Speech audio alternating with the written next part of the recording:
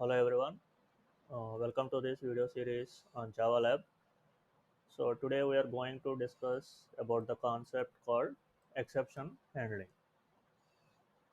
Okay, so before going to start the concept, like and share this video and also subscribe to my channel for latest notifications on the videos. Right. So before going to tell you what is an exception, let's talk about the general kind of errors. So in general, the errors are of three types. Okay, so most of the time you are familiar with the errors called syntax errors. Okay, so what are the syntax errors? So for example, if you violate the syntax of a particular language, you will get the syntax errors. For example, if you miss a semicolon in C programming uh, language, you will get a syntax error. Similarly, the same happens when you forget a semicolon in Java, Java, Java program, right? If you forget to close a parenthesis, or if you misspell a keyword, or any kind of violation of the syntax, you will get a syntax error. So most of the time the syntax errors are reported by compiler. So compiler will help you to identify these errors. Okay, so the syntax errors are not a big deal. uh, you can find them out and you can fix them. Okay, now let's come to the last category of errors called logical errors. So this is based on the errors that you make in the logic of the program.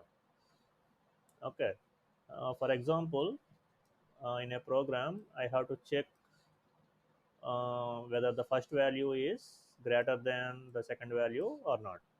And by mistake, instead of writing greater than here, okay, I have written less than. Okay, so this is not intentional. By mistake, instead of typing greater than symbol, I have written less than symbol.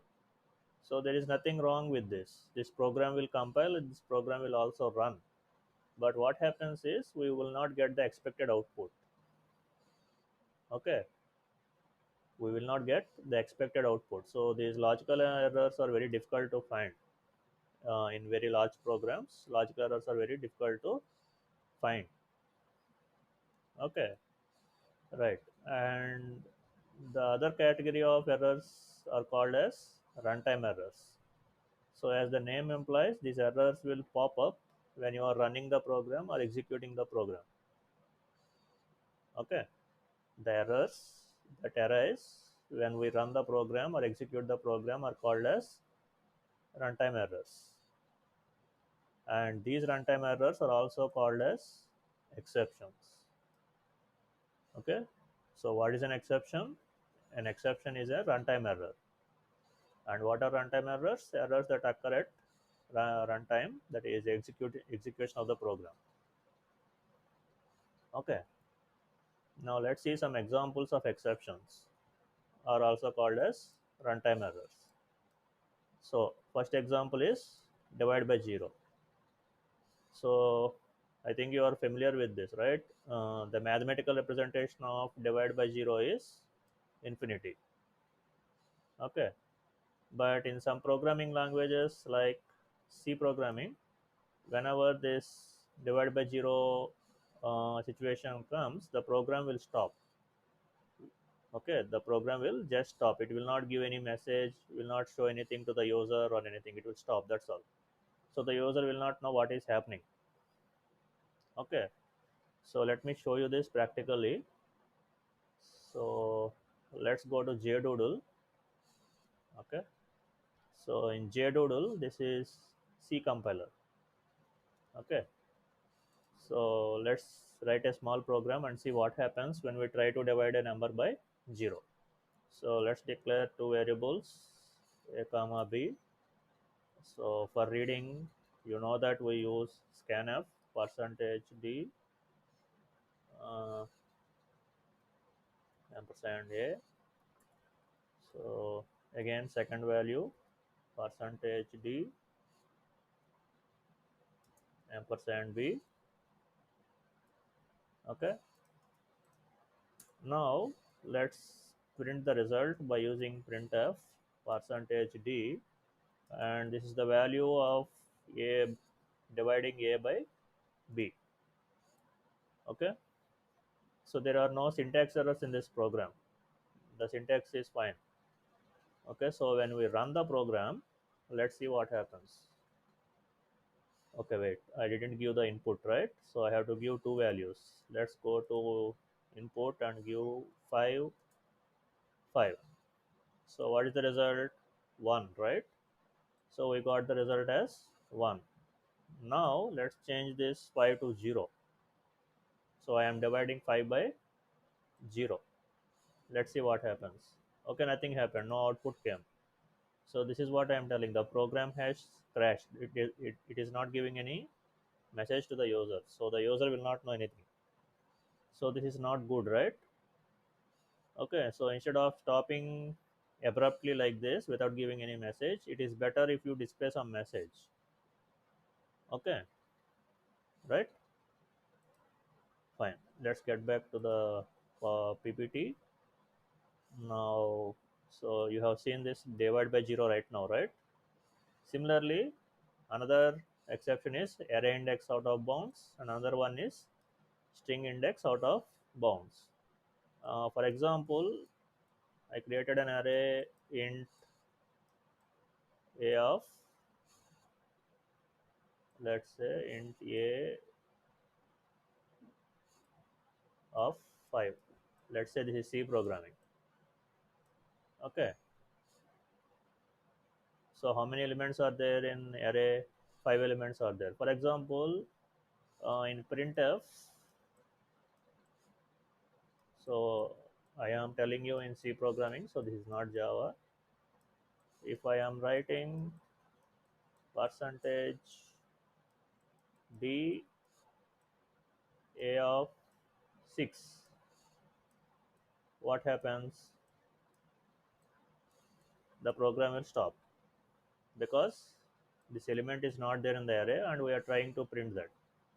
Okay, similarly in Java, if you try to refer to a string element, a character which is not there in the string, you will get this error, string index out of bounds. Okay, similarly in Java, if you are trying to refer to a class which is not there, you will get class not found. And if you are trying to open a file which is not there in the system, you will get file not found. And if your RAM is full and there is no extra space to load your program, then you will get out of memory. Okay, so these are some of the examples of exceptions or runtime errors in Java. Okay, now what is exception handling? So the definition is very simple. So whenever an exception arises, if you are trying to handle that exception by printing some message or doing some other operation, that is called as exception handling. So handling an exception is known as exception handling. What is this handling means? It is dependent upon the programmer. Okay, so they might simply print a message or do some other kind of operation. So this is known as exception handling. So I am repeating the terms again.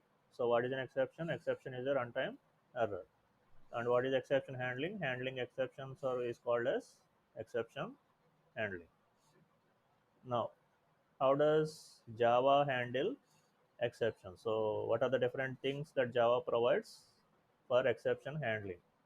So Java provides 5 keywords. Okay. So what are these 5 keywords? These are the 5 keywords: try, catch, throw, throws, finally. I am repeating again: try, catch, throw, throws, finally. Okay, and if you see here, I have mentioned something beside each keyword. So try is a block. So all of you know blocks, right? Block means you have a set of statements enclosed between braces, flower brackets, right? So try is a block, catch is a block, finally is a block. Now coming to throw, this is a statement. Okay, so it is a single line statement, one line statement. Okay, so you will not have any block like this for throw. And throws is a clause, so it is not a single statement also, it is a part of another statement. Okay, throws will be written as a part of another statement, that's why I'm saying it is a clause. Okay, now in this lab program we are going to discuss only about try and catch. So remaining three, you will learn these things in a theory class. Okay, so in the lab program I am not going to discuss about these three keywords. So I will discuss about try and catch. So let's see what is try and what is catch. So try block is like this. So this is the syntax. So first you will write the keyword try. After that you will write this block. So inside this block you will write whatever code you are thinking that might rise or cause exceptions. Okay. So how do you define a try block means? Try block contains code that might cause or rise exceptions. Simple, right? Okay. And immediately after try you have to write catch block. Remember this. So you should not write any statements in between try and catch. Okay, so after the closing brace of try you have to immediately start catch block. Okay, and the syntax of catch is like this: catch keyword followed by parenthesis, and you will write one of the exception classes. Okay, so a white space is there here, space followed by exception object, anything.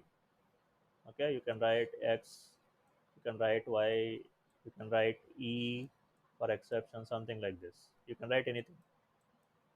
Okay, and block of code.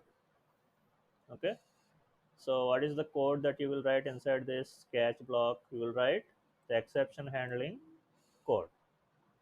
Okay, so whatever exception will rise here, for those exceptions you will write exception handling code. Now how do you define a catch block? Catch contains the exception handling code. Okay, catch block contains the exception handling code. So that's it about exception handling. In the next video you are going to see a demo on how to handle exceptions. Okay, thank you.